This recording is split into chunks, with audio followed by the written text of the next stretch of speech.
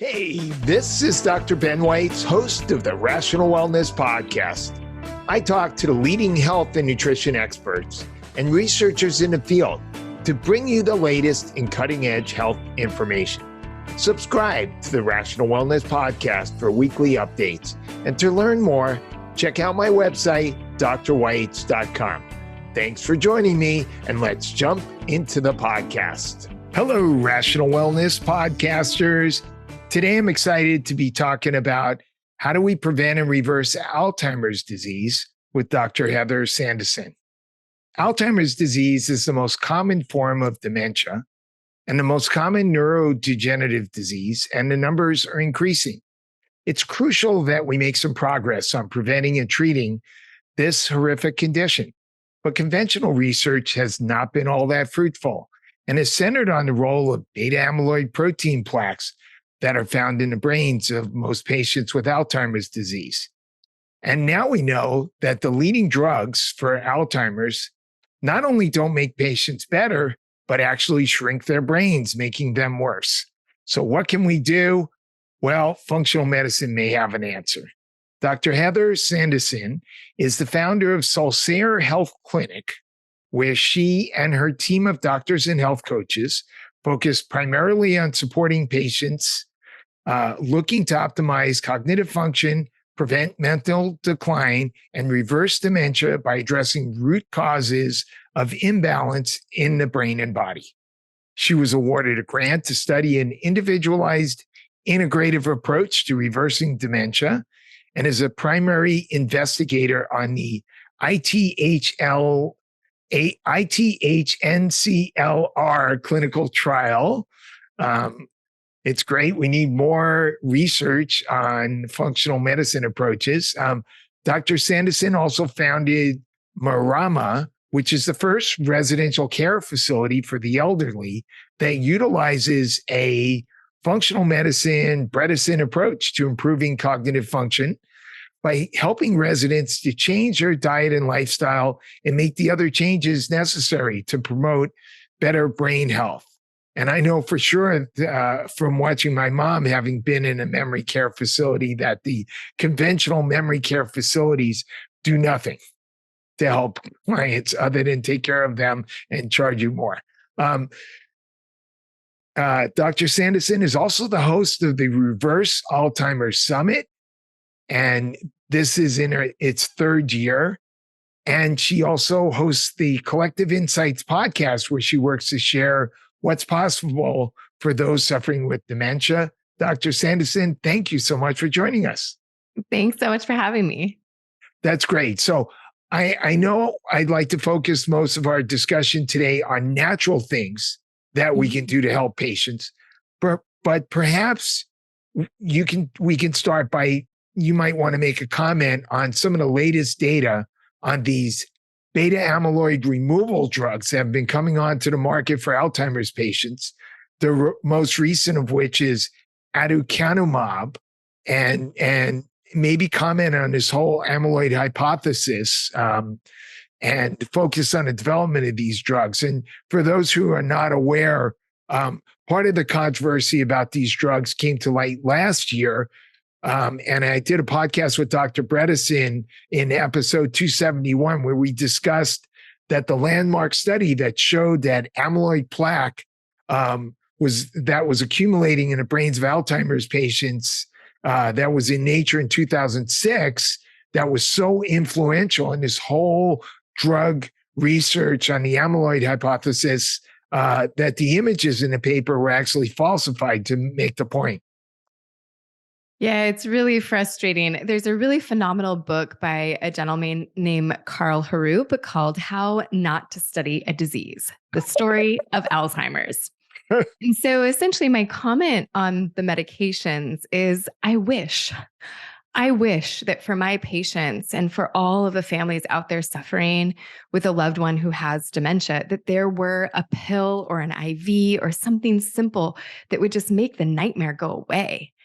And that's just not, unfortunately, the reality. And despite the billions and billions of dollars that have been spent on this problem, and despite like uncountable hours of smart, really intelligent people's time that have been thrown at this disaster, we've been essentially barking up the wrong tree. And you're absolutely right. There was this paper that was published in 2006 in Nature that I wouldn't say it was like this seminal paper, but it was one of those ones where in 2005, everybody was scratching their heads, kind of questioning this hypothesis that beta amyloid plaques were the problem, that they were, the evildoers that were causing dementia.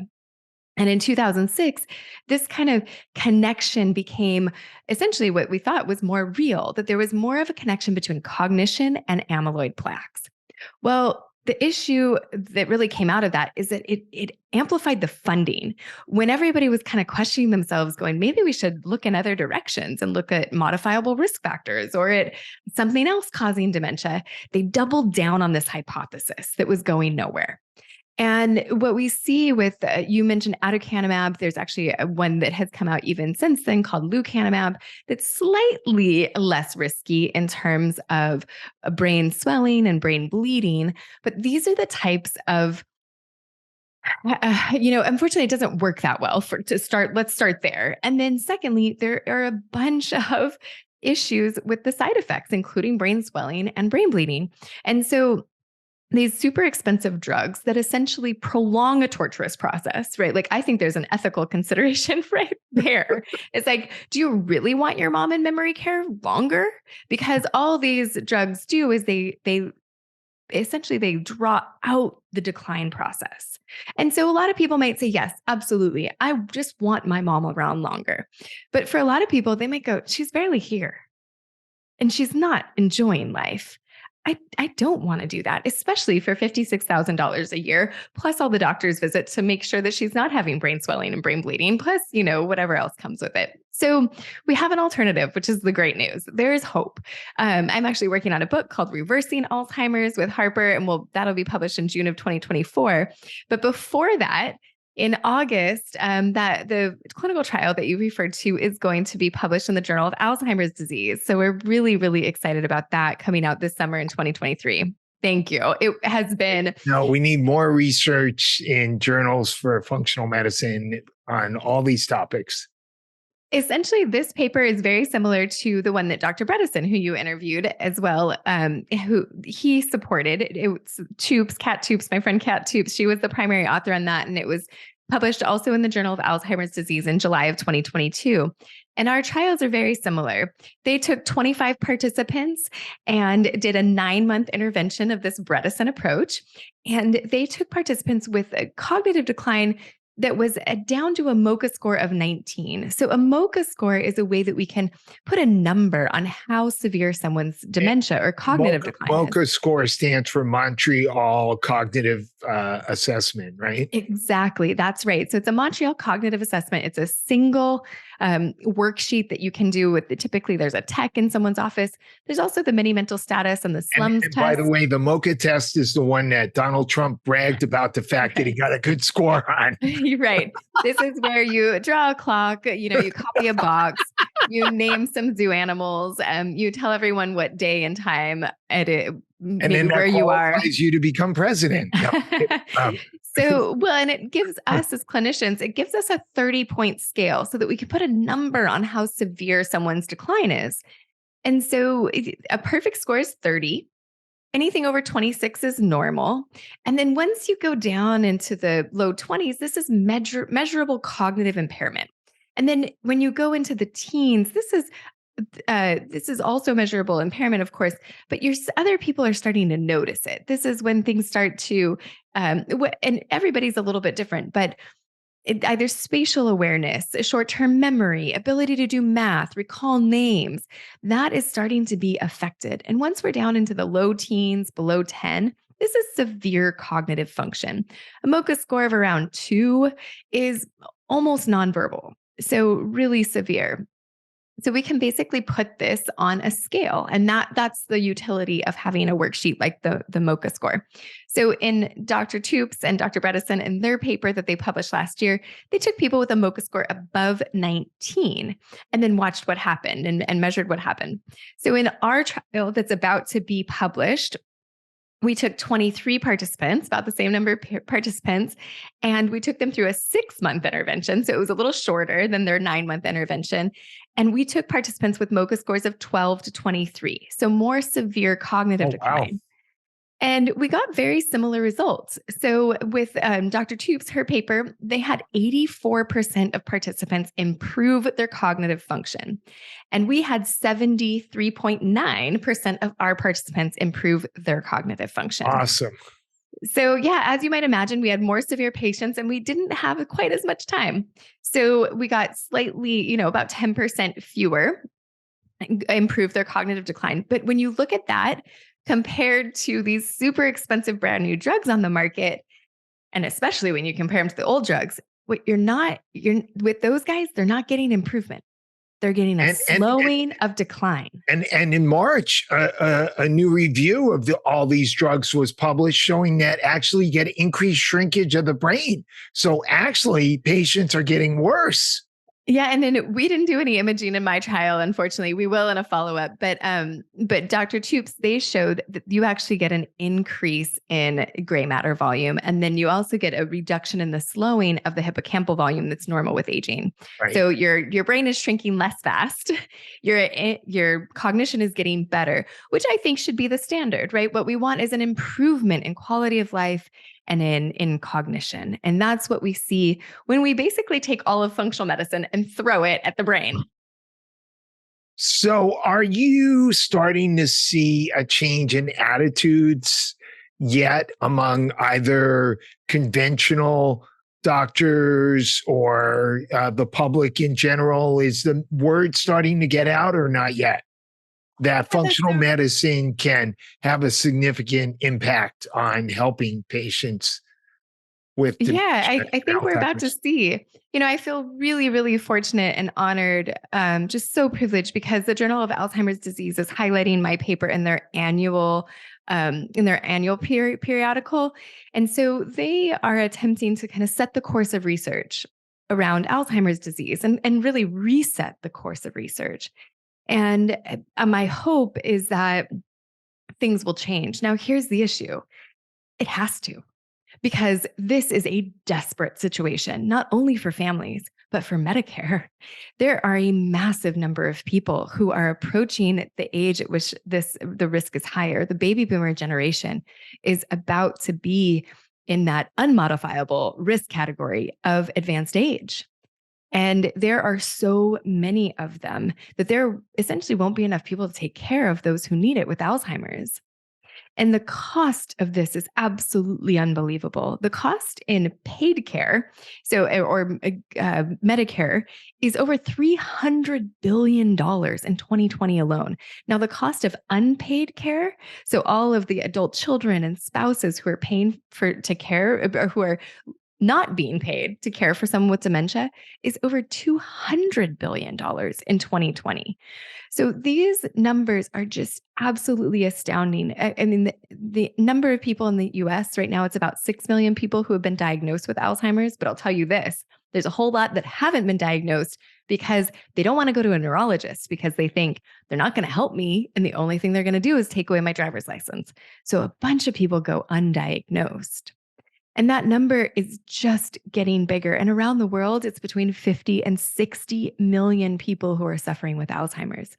So even if conventional medicine or, the conventional press doesn't want to start changing the narrative, we have to. We absolutely have to. It's going to be so difficult because of the way insurance companies control the healthcare system, that to start paying for functional medicine in a way that allows functional medicine doctors to survive it was so far away from that. I mean, with the insurance companies have been increasingly paying doctors less and less and not being willing to reimburse doctors for time at all. So it's going to take a major paradigm shift as long as insurance companies are deciding what happens to healthcare dollars. Well, you mentioned senior living, right? We need a change in that industry. We certainly need a change in the medical industry and insurance and that racket. We need a change in the food system. We Oh, need a 100%. change, in society in terms of isolation and the time spent on screens. There are huge systemic and societal changes that we really need. And yet here's the math. Dr. Ben, it costs about $12,000 to have somebody in memory care. For our trial, we budgeted $25,000 for each of our participants, and we never used that much. So if you can set aside, let's even say, I think the person who spent the most, all the IVs, all of the doctor's visits, all the labs, all the supplements, all the medications, the most spent of all of our, and he was really sick, of all of our participants was $19,000. You can go through that in 2 months of memory care. So even if you can delay going into memory care, it makes sense to invest in seeing a Bredesen-trained doctor. 100%. We'll just do our part to make sure things change in the right direction. So let's get into how do we help patients. So when you have a patient you suspect of having some cognitive problems, where do you start? Which cognitive tests or tests do you like to run? Yeah. So pretty much now the only patients I see are patients with cognitive decline. Okay. And where we start is a thorough intake, right? Because many of these people are, the last quarter of their lives, let's say, and hopefully the last third. They've still got lots to look forward to.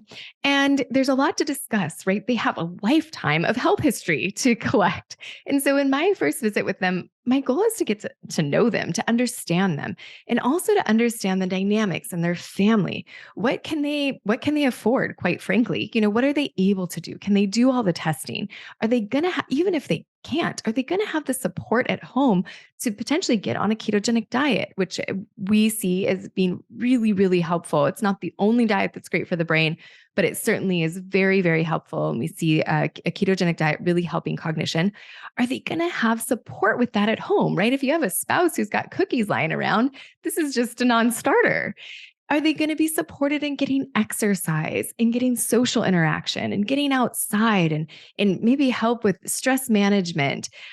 What does that look like? Are adult children, are spouses involved, or are they on their own?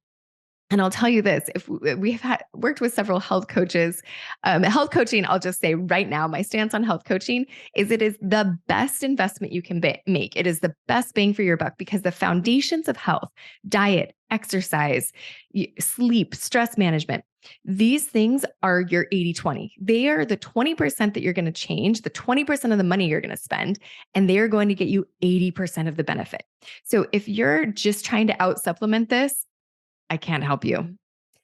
And working with a health coach is really that's the foundation. The icing on the cake is going to the doctor and getting all the labs done. That can be really, really helpful, especially if we identify something like toxic burden or something like that. But when I'm first working with a patient, I'm trying to identify what's going to work for them best.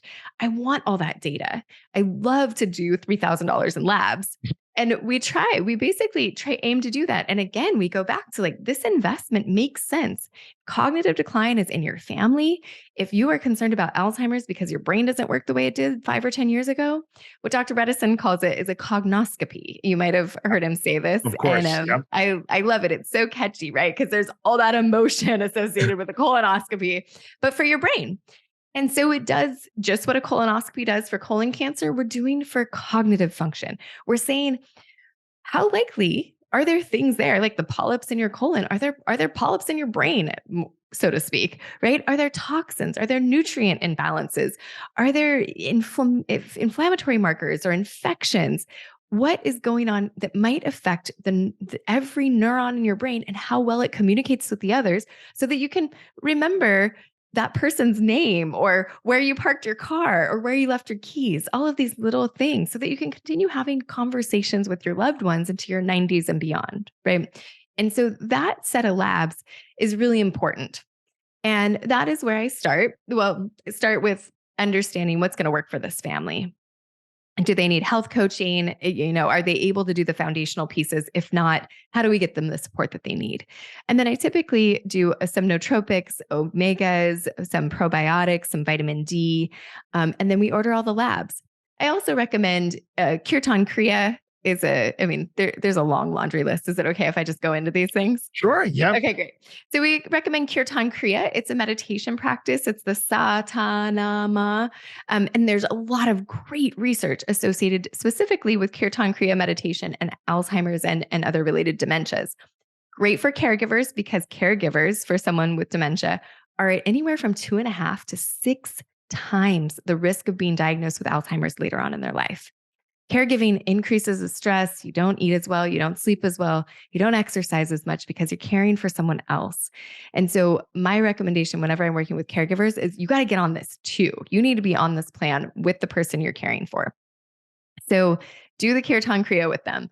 Do red light therapy if you can with them. Change up your exercise so that you're getting strength training, aerobic, and potentially contrast oxygen therapy, and maybe dual task where you're engaging both your cognitive function, you're on the edge of what you can do cognitively and physically at the same time, because you get way more cognitive benefits when you do both of those things together.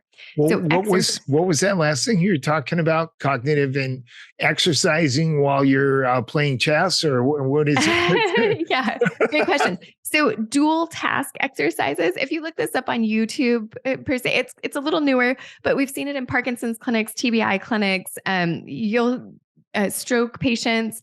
This is a really helpful way for neurogenesis, to promote neurogenesis. And what you're doing is you're finding that edge where you're engaged cognitively and you're engaged physically. So for some people, if they're struggling with cognitive decline, this means a class, a Zumba class, maybe a Pilates class, a yoga class, where you're being cued by an instructor to bring your right arm down to your left hip, something like that. It takes some effort for you to keep up cognitively. Now, if I go to my Pilates class that I've been to 3 days a week for the last 5 years, I'm spacing out, right? This is not engaging me cognitively. There's got to be something new and novel. Exactly. And so ballroom dancing comes up. This is something that's been associated for a long time with cognitive function and improving that and protecting it. So there's a bunch of pieces here to the activities that you might think about doing if you are concerned about your brain health. And I think of them like check boxes. All right. Does it involve exercise? Yes. So ballroom dancing. Yep. Checks that box. I'm going to be physical. I'm going to get my heart rate up. Does it involve cognition? Yes. I've got to remember the music and the steps. I've got to remember these pieces and put them together. So check. Yes. Cognitive function. Is it social? Social isolation is one of the known risk factors when it comes to dementia. And certainly through COVID, we saw the ramifications of that on people's cognition. So check, yep, ballroom dancing, checks the social box. So when you start putting these things together, I like to add, being outside, communing with nature. There are a few other boxes that we can add here, but ballroom dancing certainly checks a lot of them. So if you're thinking about taking on a new sport or a new hobby, how can you do that's a way to make this feel a little more approachable, because it can feel like a full-time job to do all of these things. Right. But if you can start, the Venn diagram where you're doing multiple at once is really helpful. And so I have some patients, I had this really sweet patient. She would go for walks with her granddaughter, and her granddaughter would quiz her. She was a nursing student focusing on holistic nursing, and she was really interested in nutrition. So she would quiz her on the ketogenic diet. And then she would also quiz her on her grandchildren's birthdays, something really emotionally important to her grandma. And they would basically just go on these walks together and talk about nutrition and talk about the grandkids. And she would get these little quizzes. What I do is I will have a podcast in when I'm running or rowing, and I will stop Peter Attia and I will go back and I will think through, what did he just say? What did I just learn? I will stop Andrew Huberman and be like, okay, what is the mechanism of blah, blah, blah, whatever he was talking about. That's how I do it. And I find that those things stick a little bit better. And having fun when you're doing these things too, also there's a great article in Cognition Today that explains the importance and the mechanisms of why it's so important if we want to learn and create these new connections, these new neurons and synapses in our brain, then we have to make it fun. We're going to do so much more if we're in a rest, digest, and heal state, in that parasympathetic state. We're going to learn so much more than if we're in a stressed out state. This is just as true for toddlers and grade school students and college students as it is for seniors who are battling cognitive decline. You mentioned Peter Attia. Um, I'm going to bring up cardiovascular. Yeah. I heard Peter Attia say recently that you should get your ApoB level below 40, that you need to drive that down as low as you can. And that is the only way to eliminate cardiovascular disease. And it has no effect on brain function because the cholesterol that by using statins and PCSK9 inhibitors and other drugs, we're only affecting the cholesterol that's produced by the liver that goes into the bloodstream, and the cholesterol in the organs like the brain is produced in the brain. Yeah, so I'm not an expert on all of that, and I'm certainly not a cardiovascular. Just trying to create a bit of controversy here. Yeah, I have respect and trust that Peter Attia has a good resource for that, a good reference. What I have seen clinically is that patients who have cholesterol all levels, the studies that have been funded by big pharma say that statins are perfectly safe and have no negative effect on brain health. what I've seen clinically is that patients who have cholesterol levels below 150, it's Total really cholesterol hard. you're talking Total about. cholesterol. Yeah. Sure. It's really hard for them to heal. For like wound healing is more challenging. Depression and anxiety are more prominent. And so, I remind patients that cholesterol is the backbone of your stress hormones and sex hormones and required for healing. And so driving that number down is not without risk. I trust and respect Peter Attia. I'm not exactly, I haven't read everything that he has, so I will leave that there. So how important is insulin resistance for Alzheimer's prevention? Yeah, so we recommend a ketogenic diet. I recommend a ketogenic diet, not forever, but for somebody struggling with cognitive decline. Now how do you characterize the ketogenic diet? So we have a handout. It's a keto diet guide, and our goal is to have patients measure a blood level over 1 millimole per deciliter of ketones. And so that's our target range. Mild ketosis is 0.5 to 0.9. And really what I would love to see my patients do, and the patients who kind of do best, first of all, the patients who do best, they dive in fully. They're not dipping their toe in the water here. They are really committing to changing their lifestyle. Yes, they're taking the supplements. Yes, they're getting rid of the toxins. Yes, they're, getting on the hormones. And they're getting on the diet. They're changing their exercise routine. They're prioritizing their sleep. They're meditating and balancing their stressors. And they're getting into activities that are fun and enjoyable and cognitively engaging, right? They're doing all of it. Now, I take that back. They're not necessarily doing all of it, but they're doing the majority of it, right? They're really, really making meaningful change, because you're not going to get out of this we're asking for a miracle. We're asking to reverse Alzheimer's and reverse the cognitive decline on the way to Alzheimer's. That is a miracle. It's not expected. It's not what we typically see. And to get that reward, you have to put in effort. I wish there were a single pill or an IV that we could take.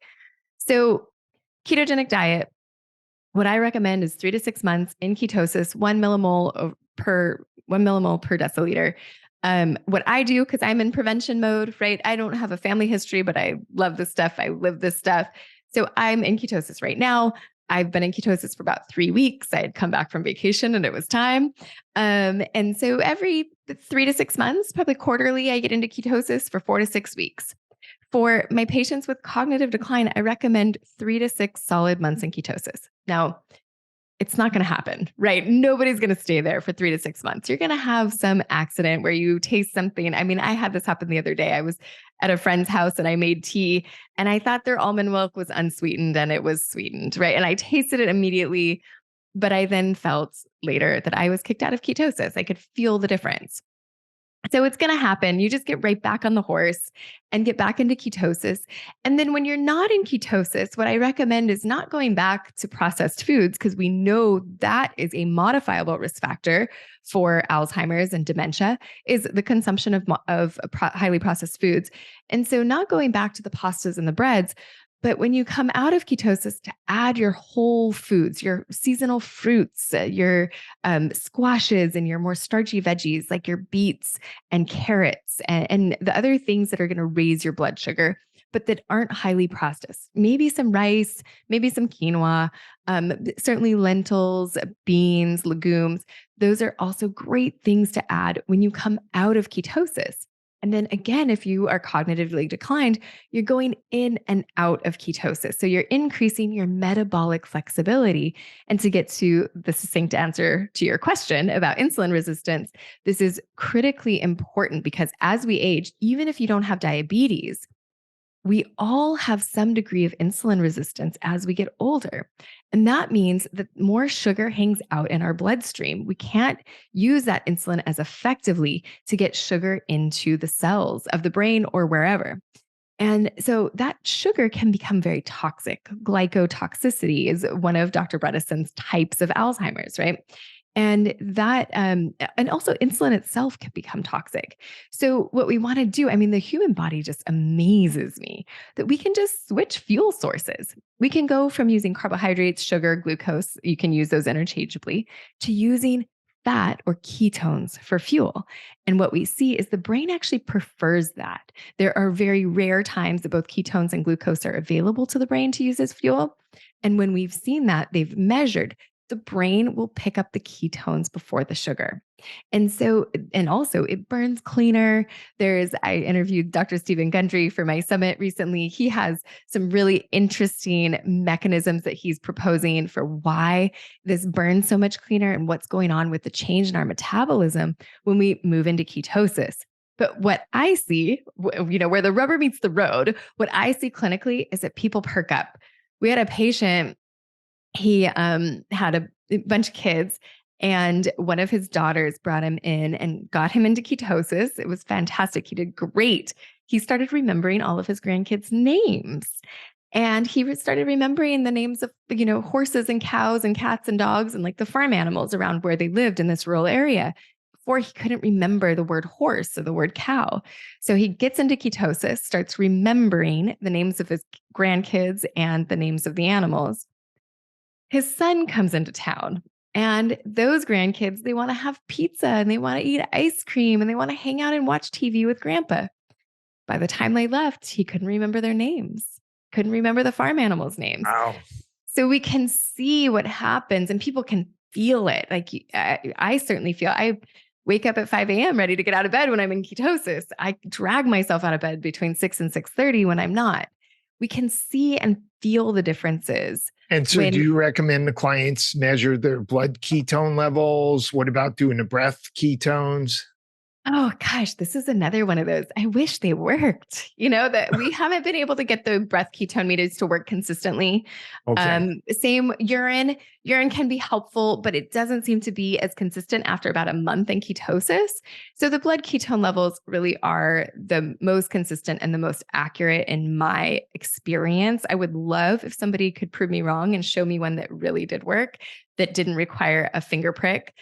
What I've used, and many of my patients, coaching clients have used, is a continuous glucose monitor. Thank you. You can see me pointing at my tricep. That's like the universal I know you're talking about for CGM. Yes.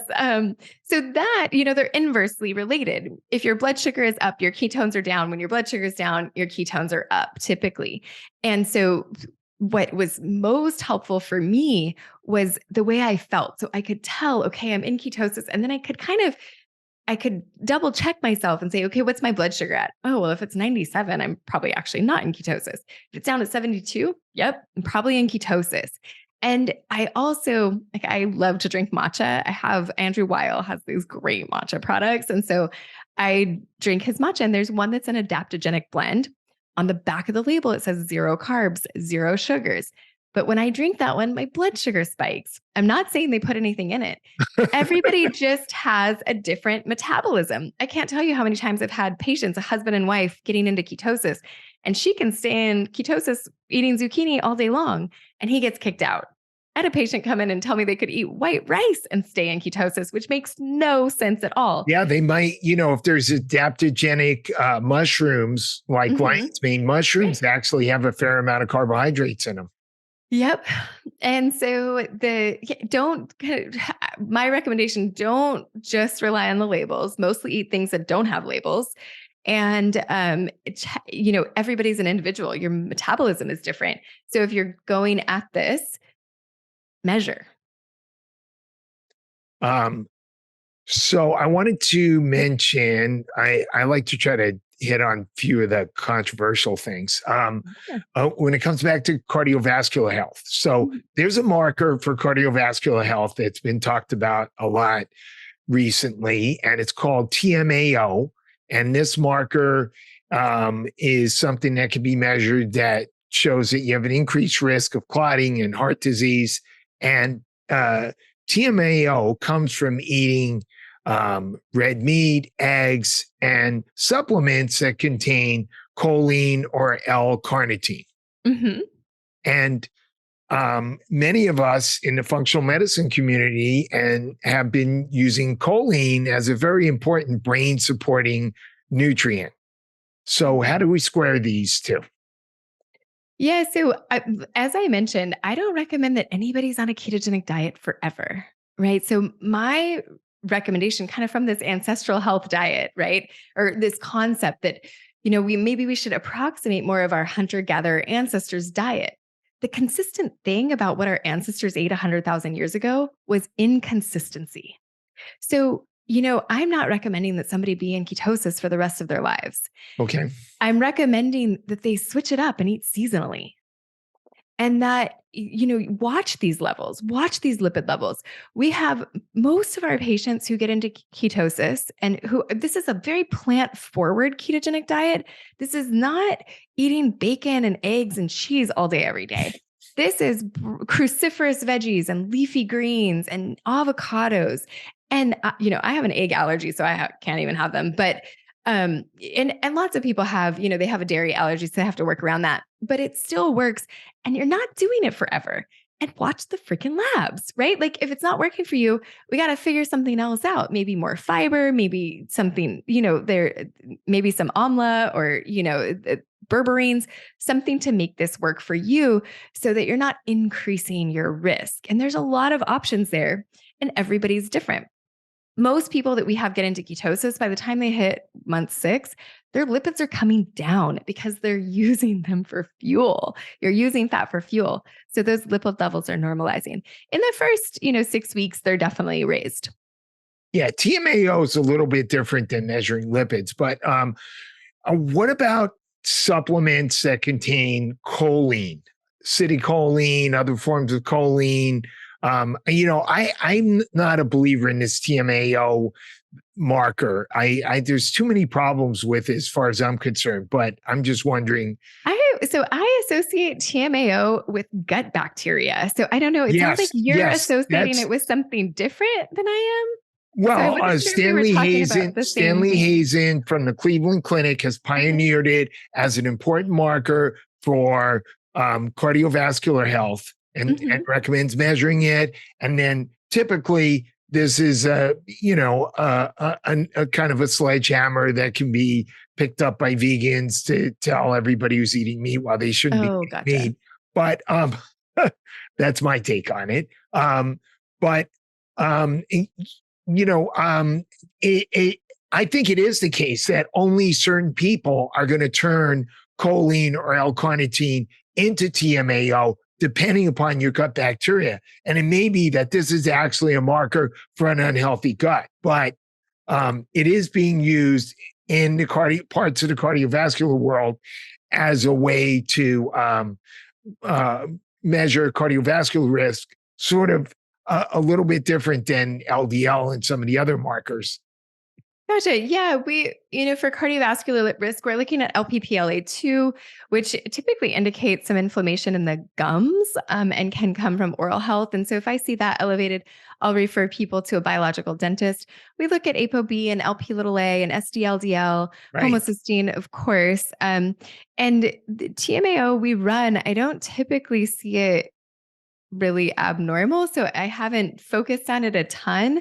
Right. My response to the vegans is, you're absolutely right on the environmental front, like all day long. I'm not recommending the best health for the environment or for the planet, right? What I'm recommending is what I have seen clinically be the best healthy diet for your brain. Now, I'm a strong believer that if you're consuming animal products, they should be organic, they should be grass-fed. If it's salmon, it should be wild, even though the salmon fisheries are like shut down completely right now. It's really frustrating. But that you shouldn't be on this diet forever, that you should switch What's back that? and The forth. salmon fisheries are shut down right now? I'm so bummed. The wild Alaskan salmon that I usually eat from May to October is unavailable this year because the salmon fisheries are closed. Really? Why are they closed? I don't even know that much detail. I just got sad and walked away from the butcher. Well, you can still get it frozen. You can get it frozen, yeah. The point here, though, is you're not going to be on this forever. Measure your labs. If you're vegan, it's really hard to do a healthy vegan ketogenic diet. It's really, really hard. You're going to be nutrient deplete. So I don't recommend doing that for long if you're going to do it. And then if ketosis is something you're willing to experiment with, then go back and forth between a plant-based diet and a ketogenic diet. And while you're on the ketogenic diet, have a little more of the animal protein and have it be well sourced. Okay. What are some of the most important brain supportive nutrients? Yeah. So, we talked about a few. Vitamin D certainly is a signaling hormone that supports neurogenesis and synaptogenesis. You talked about citicoline. I use a nootropic called Qualiamine from Neurohacker, and that has a lot of the ingredients for like a nootropic. That is essentially, it's a stack of good quality nootropic supplements. Yeah. So you're going to need your B vitamins. You're going to need the basics, right? Your Bs and then what we can do, I'm kind of in my mind, I'm like, do we want to talk about the signaling stuff, which is hormone, right? Because that's not really a supplement. It's not really a nutrient. Well, why don't we hit the nutrients first, and then we'll go to hormones next. Okay, great. So, there are a bunch of different nootropic blends out there. I chose Qualiamine because it was formulated by friends of mine, to be frank, and they're geniuses. And I also have watched it really, really, really help people. And I felt the benefits of it. So that's why I've used it. Yeah, I've been using Brain Vital that Kat Toops recommended. Actually. Oh, yeah. There's a bunch of them. And I think the ones, Kat's probably recommending some of the ones formulated by Dr. Bredesen. But they look pretty similar. And you mentioned choline. Choline is often in here, but Bacopa, rhodiola, taurine, theanine. So your amino acids that are going to support neurotransmitters. I'm looking because I don't have omega 3s. Yeah. Usually I do omegas separately because you're not going to get enough omegas from some sort of combination of nootropics. And your omegas, it's really important that they don't become rancid. So keeping them maybe in the fridge or something. I do omegas on their own, and I recommend people get 3 to 5 grams of EPA DHA a day. Right. But then coffee berry, you mentioned lion's mane, ginkgo, huperzine. These are all things that can be seen in these classic nootropic formulas that we use. And then we've already talked about the gut-brain connection, the potential with the marker that you're running. I can't connect it to that, but I put everybody on probiotics because I have watched that significantly change generalized inflammation and mood. Mood is really the biggest thing, but also sleep, all things that are indirectly related to cognition. Is there a certain type of probiotic for this particular issue that you find beneficial, or do you rotate probiotics? Yeah. So my recommendation to my patients is 100 billion per dose. Take them with food. And I know the wisdom from the elders was to take them before bed or on an empty stomach. I have a friend who she got her PhD in functional gastroenterology, yes. I guess. Yeah. And she said that her PhD project was how to get probiotics to colonize the gut. And it was a whole lot of them, as much variety as possible, and with food. And this makes sense because they're going to kind of hitch a ride on the food when the stomach acid is at its lowest through the gut and then potentially colonize the intestines. So I just recommend people rotate them. Some brands I like, I mean, I love the Zymogen Probiomax. I like Designs for Health has a good one. And then Claire Labs has great ones. The spore-based ones are really popular. Those help some people. But Garden of Life is one that's really easily accessible. And I see patients get great benefit from that. Cool. So let's get into hormones. Hormones like estrogen, progesterone, testosterone, and then, of course, is it safe to place, say, a woman in her 70s on hormone replacement? Yeah, great question. So I would add pregnenolone and DHEA to that list. So I think of like kind of 5 primary ones. Okay. Estrogen, progesterone, testosterone, pregnenolone, and DHEA. Yeah. Okay. And let's chat about the women first. So is it safe? There's a Finnish trial, epidemiological study of nearly 500,000 Caucasian women in Finland. And it showed that there was a reduction in your risk of dying of cancer if you initiated hormone replacement therapy, whether it was estrogen alone or estrogen plus progesterone, in your 50s, 60s, or 70s. So interesting. Huge data set that showed that adding hormones actually reduced your risk. Now, there's another study out of the UK that shows that hormones reduce all-cause mortality, hormone replacement. There are French trials as well.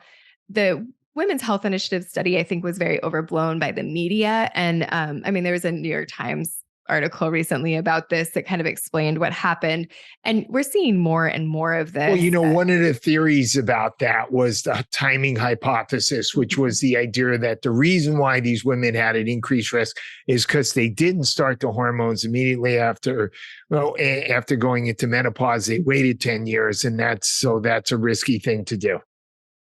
Well, and also perhaps those women had other comorbidities, right? And so there's a lot of variables in there. Right. And they weren't doing bioidentical hormones, and a lot of problems with that study. Yeah. I see hormones being, it's like I can see like a wilted flower come into my office and they get on hormones and they like perk up. It's like a dehydrated plant that's been watered. Like it's just wild to watch.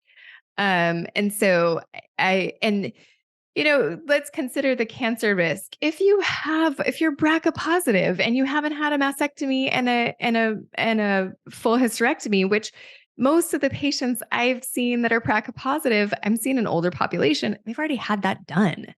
And then if you have a history of cancer, then there's a different risk-benefit analysis.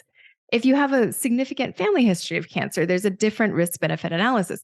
But if you have a strong family history of cognitive decline and you have cognitive decline right now, you have osteoporosis, you have heart disease, like I don't see like two sides to that really anymore. Right. Yeah. It's just way too protective of your bones and your brain. Right.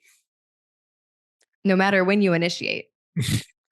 So, you've talked a little bit about exercise. What would be the full exercise protocol? You mentioned things like activities like dancing, but what about weight training, cardiovascular exercise, balance training, things like that? So kind of like diet, my recommendation is mix it up. So you want to get enough. And, I kind of refer back to the Framingham trial that showed so much cardiovascular benefit. Exercise is going to increase blood flow to the brain, just at the simplest level in terms of mechanism. Your aerobic exercise is going to do that best. Strength training is going to kind of increase muscle mass, which is going to increase those, those exerkines or the endocrine signaling that's going to come from the muscles to the brain to promote again, synaptogenesis and neurogenesis. So we want to optimize for both of those things. And I mentioned the dual task. So in an ideal world, you're getting about 200 minutes a week of moderate to vigorous exercise. And this is 220 220, the number 220 minus your age. And then you can multiply that by 0.5 and then 0.75 or 0.7. I've seen a little bit different things, but basically you want to get about 50 to 80% of your max heart rate is where you're in that moderate to vigorous. Another thing I've heard people say that is much simpler than doing the math is you want to be breathless several times a week. You want to be out of breath from exertion. 10,000 steps a day. When I'm talking to patients, it totally depends on where they're at. I've had patients who won't get off the couch to go to the mailbox, right? Like just walk around the neighborhood for 5 minutes. And that is an improvement. I've had other patients who are exercising too much, that it's a stressor. They're doing triathlons every 6 months. It's too much, and it's probably basically creating an adrenal burden. And so we have to back off. But in an ideal world, what you're doing is you're getting a mix of things. Dual task exercise that includes strength training and cardiovascular exercise, about 200 minutes a week. And then if you can, that engages both physically and cognitively. And then if you can, add contrast oxygen therapy. And this is where you're going from concentrated oxygen to 8% oxygen.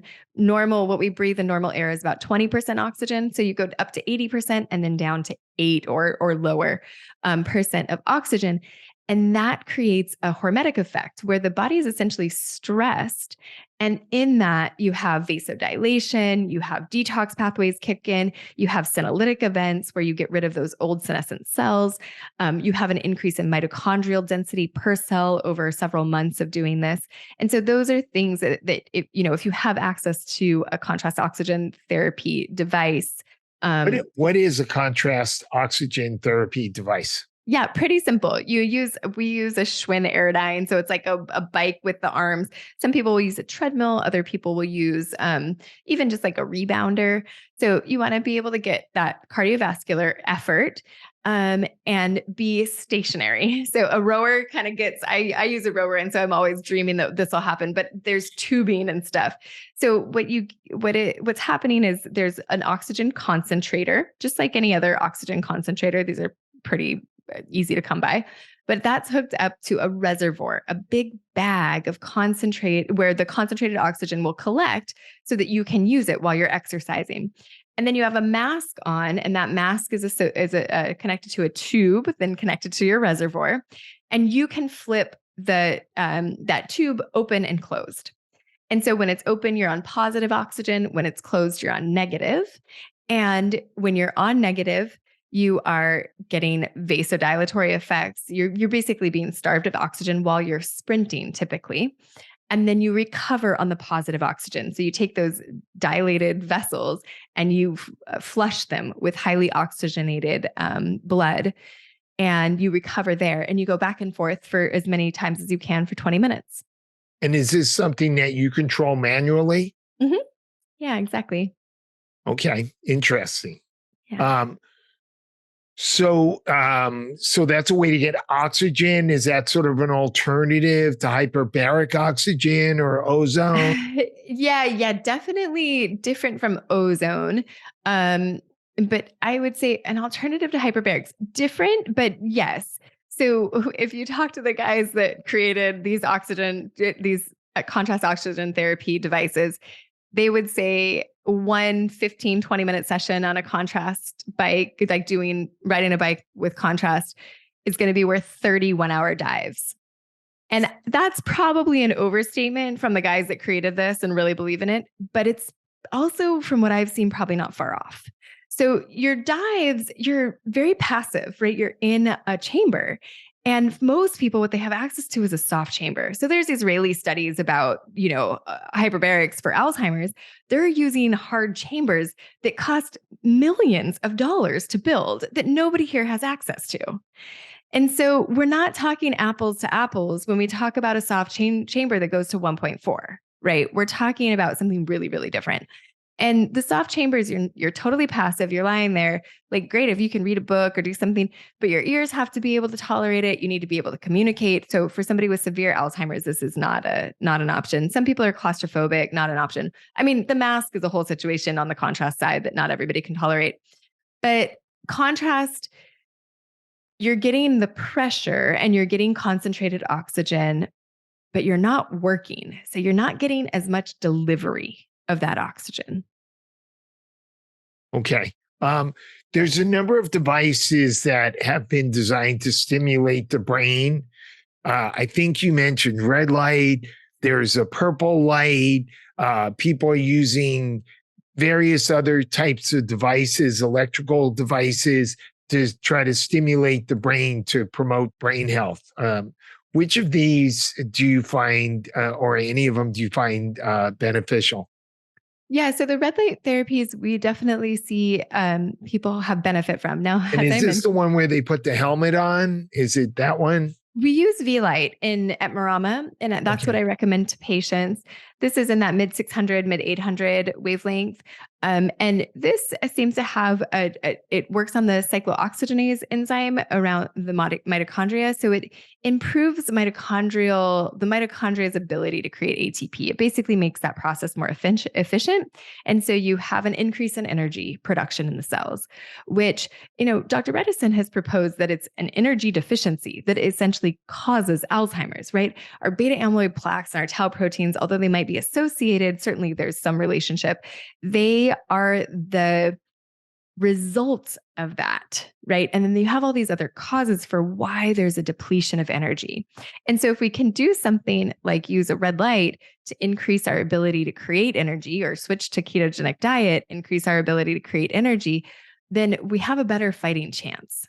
Right. And so that's what we understand is going on with this pretty specific spectrum of red light. There's two, and then 1070 nanometers, there's some research around it as well. 20 minutes once a day. We have patients who are, when they do the alpha, they are much less anxious. So we can use it for that. And then gamma is more specifically for memory. Okay. Have you found peptides to be beneficial? Yeah. So C-Link, C-Max, Cerevolysin, those are kind of the typical ones used for cognitive decline specifically. What I find with C-Link and C-Max is that often it'll be a little bit of a win, like people will feel a little boost and then it sort of plateaus and goes away. So I typically don't have patients on it super long term, but they're great because you can do them intranasally. So they're easy. You don't have to inject anything. Whereas Cerevolysin, you really need to inject and it's much harder to come by. And we do that by IV.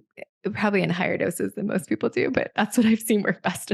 And then, I'm a huge fan of BPC and TA1 and MOTS-C, and there's lots of them. The secretagogues and love peptides. Sometimes they're hard to get. Sometimes they're really complicated to get. So we do what we can there and help people in ways that are appropriate with those. Cool. So you have this Marama Center for Assisted Living. Maybe you can tell us a little bit about that. Yeah, sure. Absolutely. So what happened was I had patients coming into my office getting better with cognitive decline, Alzheimer's. And so then people started asking me, where do I send my loved one? I have an uncle and I can't take him in. I'm in the sandwich generation, caring for my kids and managing my household and trying to keep my full-time job and my marriage together. I can't do all of this for my loved one. Where can I send them? And I realized that there wasn't a place that existed. So I asked around and thought, how hard could this be? And ended up kind of creating this new concept senior living facility that's very much based on what we've been talking about. So it's an organic ketogenic diet in a non-toxic environment. We use organic sheets and mattresses and all that. It's a social environment, so everyone's engaged. And then the activities from sunrise to sunset and beyond are all about enhancing cognitive function. We have the LiVO2, the contrast oxygen therapy. We've got the V-Light. We've got a biomat.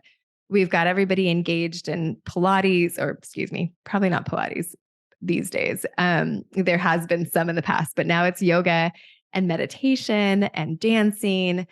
We've had hula dancing classes and, pets that come and go. And then sleep is really prioritized. So in terms of light and noise in the house, it's really important to us that our residents can get really high quality sleep.